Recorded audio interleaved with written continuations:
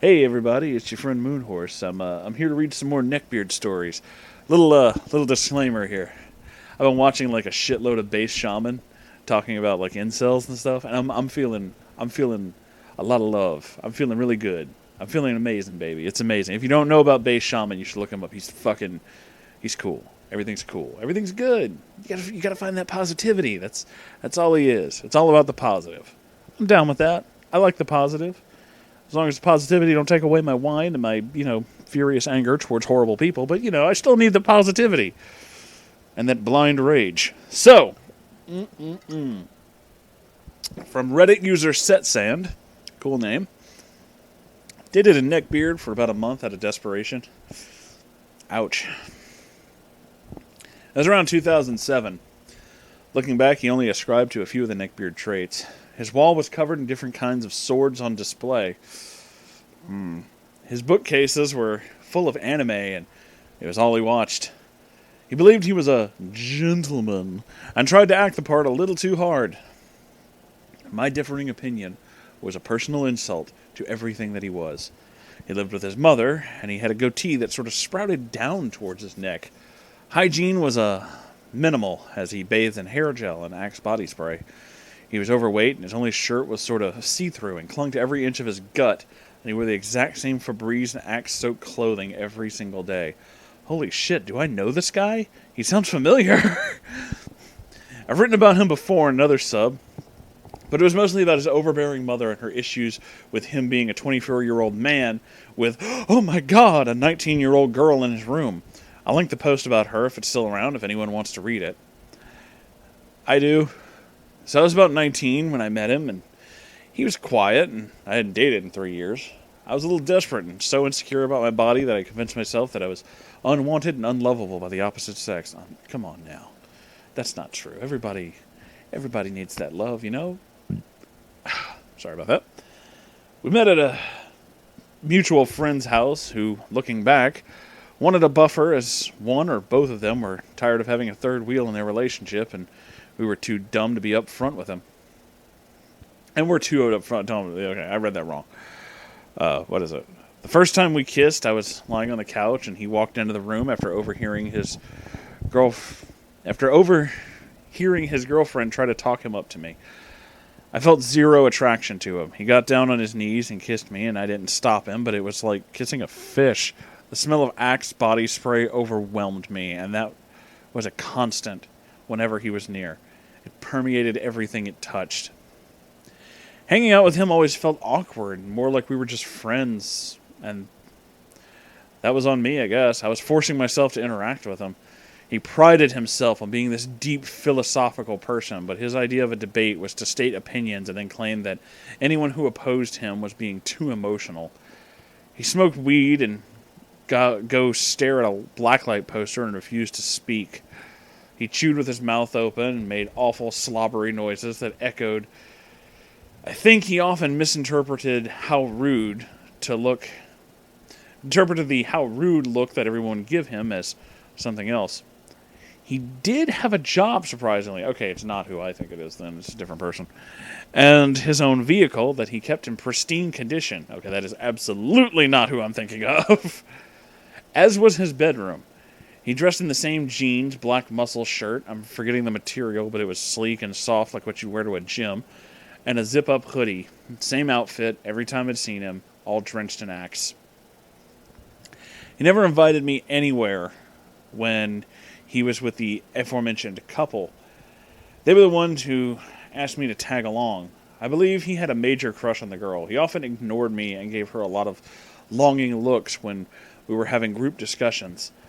I knew she hoped that I would whisk him away from her, but it just wasn't like that for me, or him either, apparently.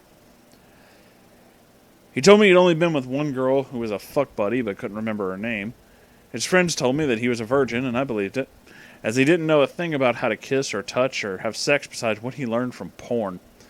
I'm not bashing all virgins, as my now husband was one whenever we met, and, I've been with a couple other guys. It was their first.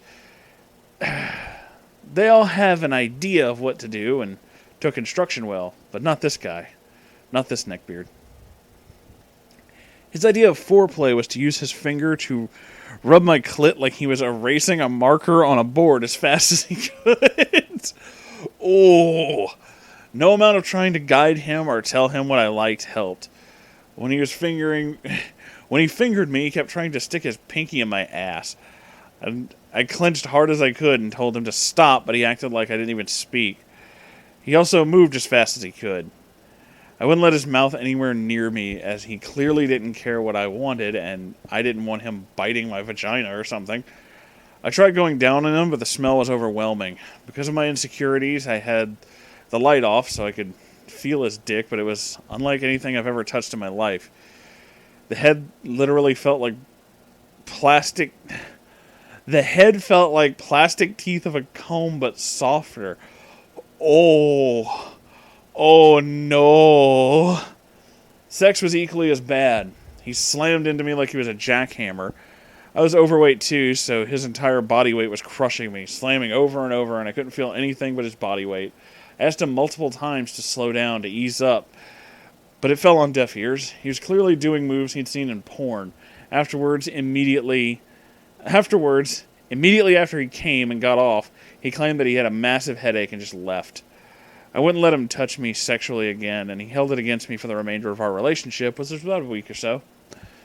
He grew more and more demanding of me after we had sex, as if he connected the act to me suddenly belonging to him 100%. He wanted me to wear specific things, go specific places, and be available to him whenever. That clearly did not work for me, and he would get pissy about it and be aggressive and go straight up ignoring me. The final straw was cutting a date short because the girl he obviously pined for called to tell him that their rent had been raised and they were worried about being evicted. He took the call and didn't even mention that we were on a date. As we were driving up to my house and him explaining why he was dropping me off, he said something along the lines of needing to go comfort them. I flipped my shit and ranted at how logically there was nothing he could do, and we were supposed to be on a date, and nothing he did or said would change the fact that they had their rent raised, and it wasn't about him, and there was nothing he could do to change it. I think I even asked what any of it had to do with him, and he stayed silent the entire time. As I got out of the car, he mumbled something to me. I remember thinking, I thought we hadn't ended on an angry note, and turned around and asked, "What?" And he looked down, obviously too much of a coward to look me in the eye, and said, and I said, Don't you ever disrespect my authority again. My immediate response was just, oh. And he said, don't ever disrespect my authority again. And my immediate response was to scream, fuck you, and walk away into my house. My parents and a family friend were in the living room and witnessed all this. Family friend said I reminded him of my mom. That was the last time we spoke. A month later, I began seeing someone else in a few days. Someone else for a few days, and he messaged me out of nowhere to tell me he was happy I moved on and that he had too. I guess he MySpace stalked me. I replied that I didn't care if he was seeing someone and not to message me again. The end. Wow. Just, wow. That was, yeah. I don't, damn. I am so sorry. That is fucked up, man. That is fucked up. That guy is fucked up. He's got some issues. That last bit, and I'm glad she was just like, fuck off, because that last bit, once I got it, don't ever disrespect my authority again. Man, fuck you and the fucking car you drove up in, and fuck anybody who looks like you, motherfucker. You do not own people. They are not your property. You cannot fucking own a motherfucker, okay? So fuck off with that fucking bullshit. Look, like I said at the beginning of this, I watched a lot of Bass Shaman. I tried to be positive, but, you know your friend Moonhorse. Sometimes I'm just full of rage and alcohol. And that's pretty much where I am right now. Fuck this guy, and fuck his fucking bullshit. Thank you all for watching. If you enjoyed this, like, comment, and subscribe. Also, if you have a Neckbeard story you want me to read, send it to my subreddit. Send it to me on Reddit. I mean, I'm there. You can just do it. I'll answer you. It'll be kind of weird, but I'll do it. You can send me a message and be like, hey, Moonhorse, read this thing. And I'll be like, okay. Also, I have a Patreon if you want to send me some dollars. That'd be like really, really cool. And I love you forever. You'll be my best friend.